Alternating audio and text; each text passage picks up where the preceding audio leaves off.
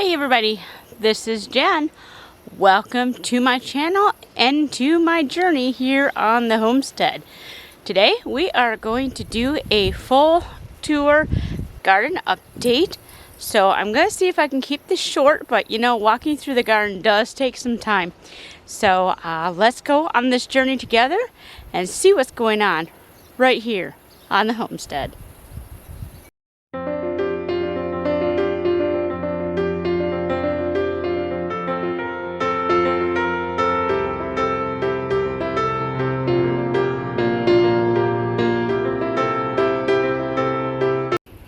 Alright, so a forehand warning.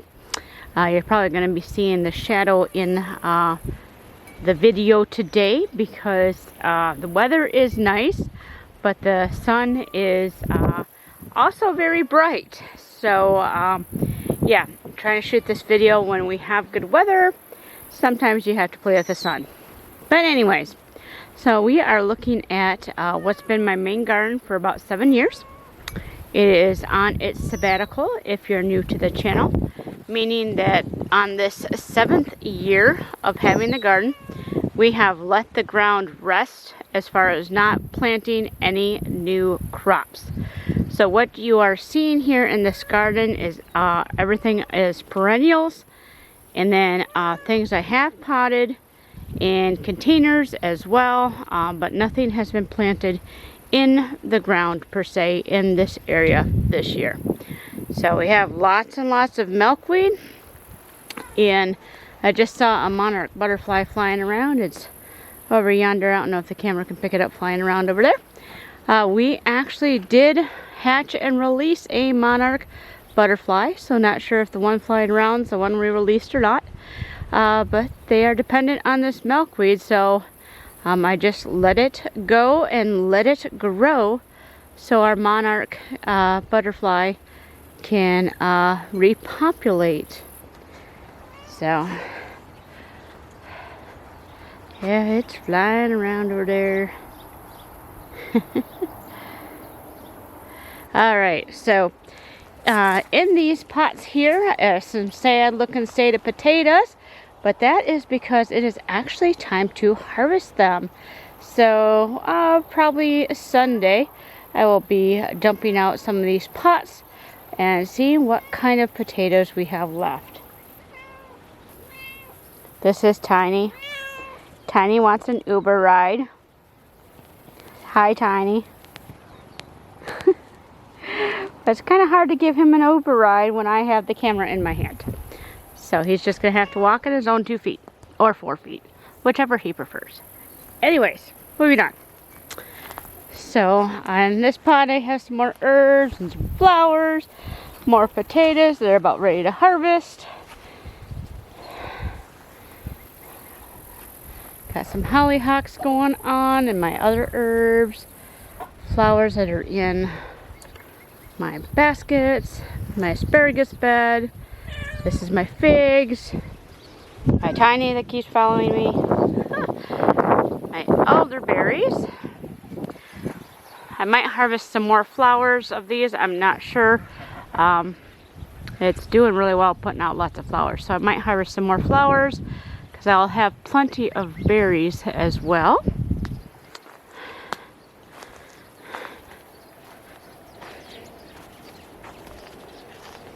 So lemongrass and some more flowers and herbs. I have lemon verbena here. I got this from a friend of mine who grows this. It is flowering, which means I should be able to save seeds from it. I am so excited. This pot is a caution in disguise.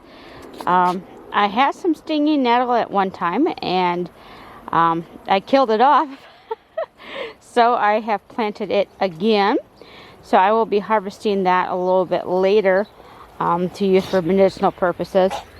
I definitely want to make sure I keep it from seeding because I don't need it spreading. But look at these tomatoes right here. I have to put some more Velcro on them, but they're getting pretty tall. I do have some tomatoes right there. And this is a pink coneflower, isn't it pretty?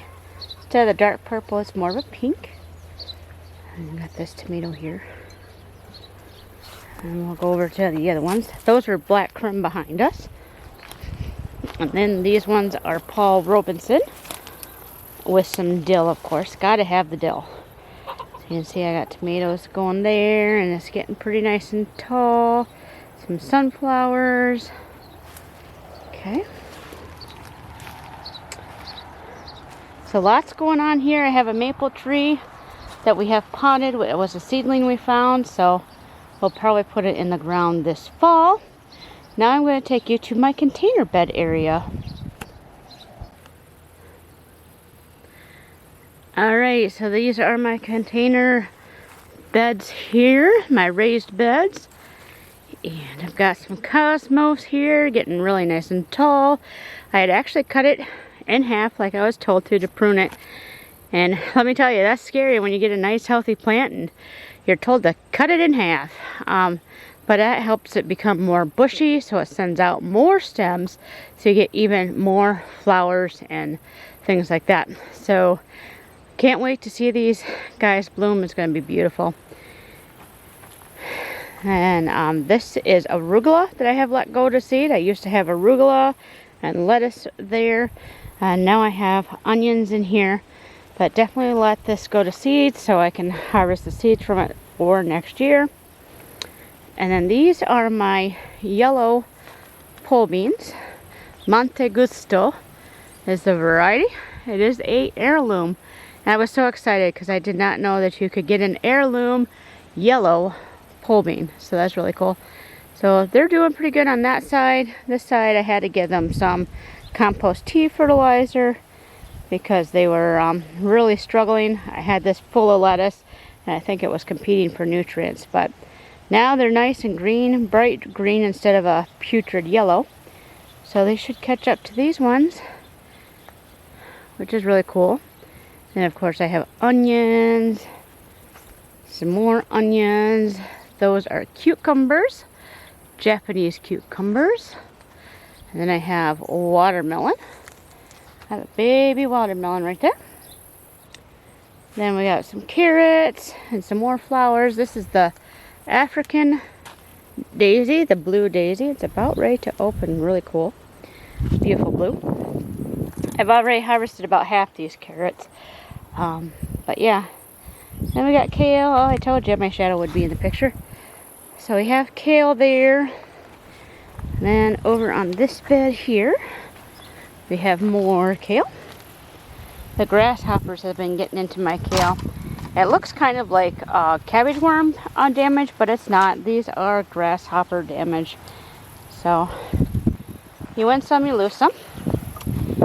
And then some more carrots. I've been harvesting these guys, and I'm going to plant some more later. Alright, that's everything in this garden. Let's go to the big garden now. Alright, so we got two more garden spaces to look at.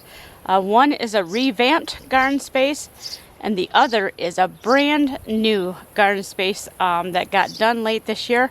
So some of the crops are a little behind as far as when you would normally plant them, but if they make it through, that means we're just going to have some food later than other people do. So, you know, it's not too bad of a thing, you know, if we can get these plants to grow, especially corn. Corn's a little behind, but it's been very, very hot lately. So it might be what our corn needs to get basically the same size as the other corn that's been planted a month beforehand. So I'm so excited to be showing the brand new garden spaces. So let's head on over there right now.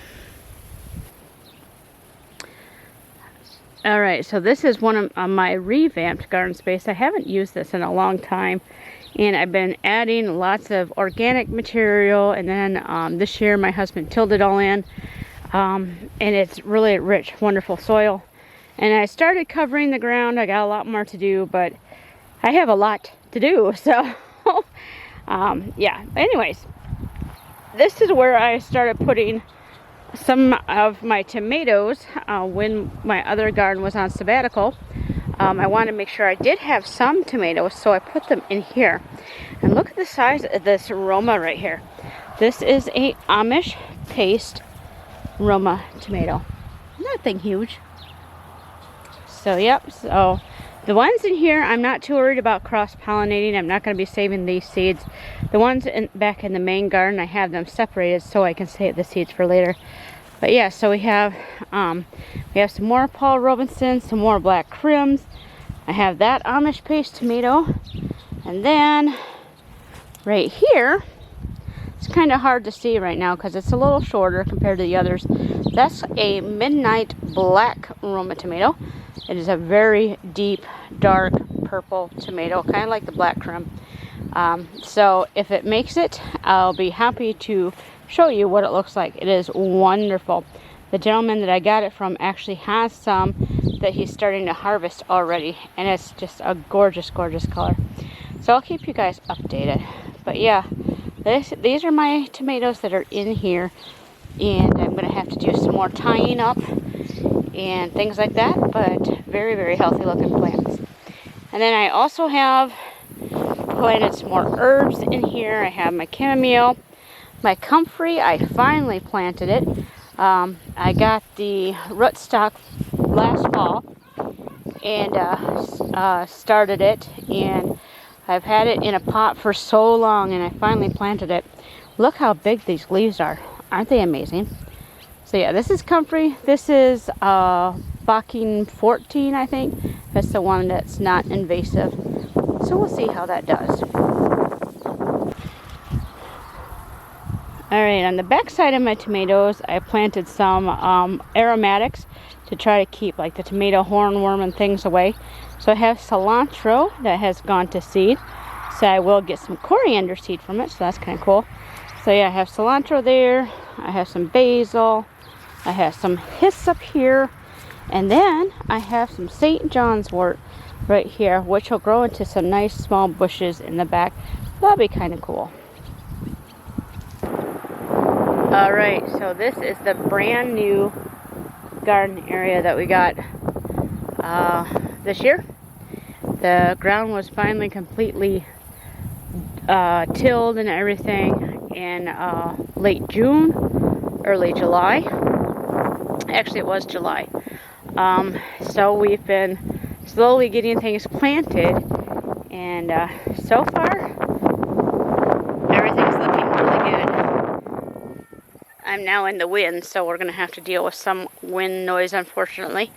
But yeah, and this is definitely not quite back to Eden right now, because we just got this ground broken. So there's a lot of work I have to do, putting down mulch and things like that. So yeah. Alright, so with the wind blowing, I might have to mute the volume here and then see if I can do a voiceover. So we'll see how it goes here, but let's take a walk.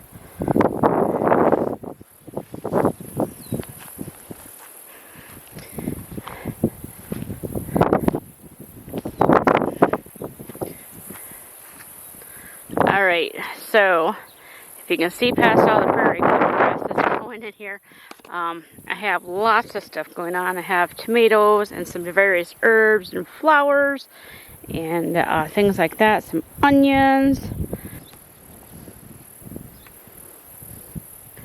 This is a patch of Calypso heirloom dried beans, so it's looking really good. And then we're going to look at some sunflowers. So we got some sunflowers going on. Then we got some zucchini squash going on. It's really late in the season for these guys, but it just means that I'll have them later. And I might have beaten the squash vine borer and squash bugs by having it this late. We'll see. It's one of those things that they tell you to do.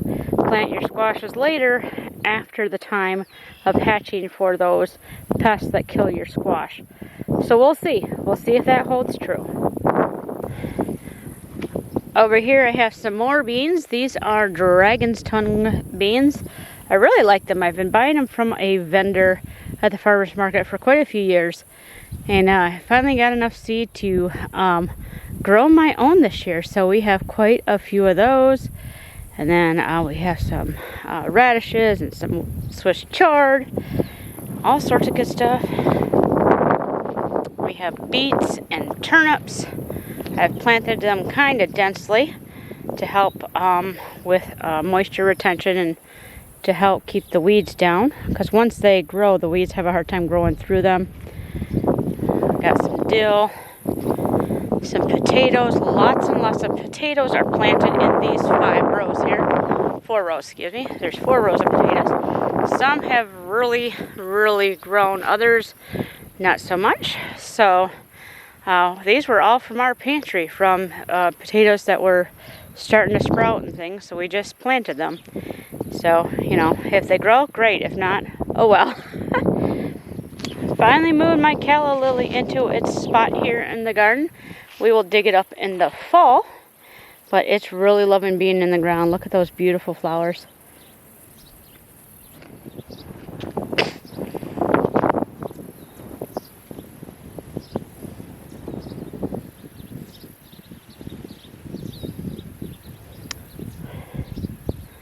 I have some more beets and Swiss chard, broccoli and cabbage and cauliflower. And then this is amaranth.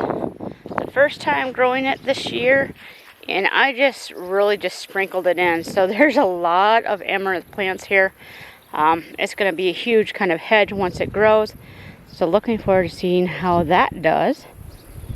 And then I've got lots of cucumbers here. And then over here, we have some watermelon. And this is our drain field right here. So the goal is to have our watermelon, and I have some squash over here. I have 2 mounds of squash. Is to have the vines grow up and over the drain field, because they can grow over there and not do any damage. And you know, it's not taking up any space here in the rest of the garden. So even more beans. These are cranberry beans. We had an accident earlier this year, last month, time flies.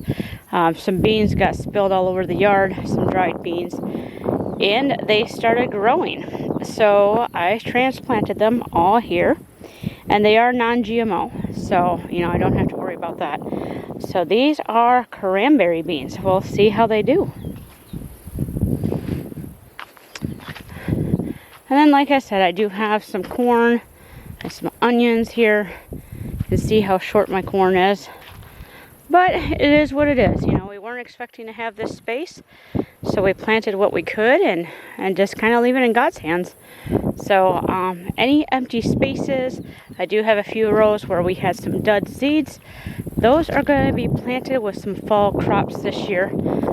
So that is our big garden update. It's huge. It's doing really good. And I can't wait to continue this journey with you guys and just show you how things are growing in this particular garden space, as well as on the rest of the homestead. So thank you so much for following me on this journey through the new garden spaces and seeing what's growing. Got a lot going on, don't I? I'm just so thankful. And I thank you for watching my video today. If you liked it, found it inspiring, make sure you give it a thumbs up. And if you haven't already become a member of my channel, please hit the subscribe button down below. Love to have you along on this journey. As always, I hope, until next time, wherever you are, you're wonderfully blessed. Take care, everybody. Bye-bye.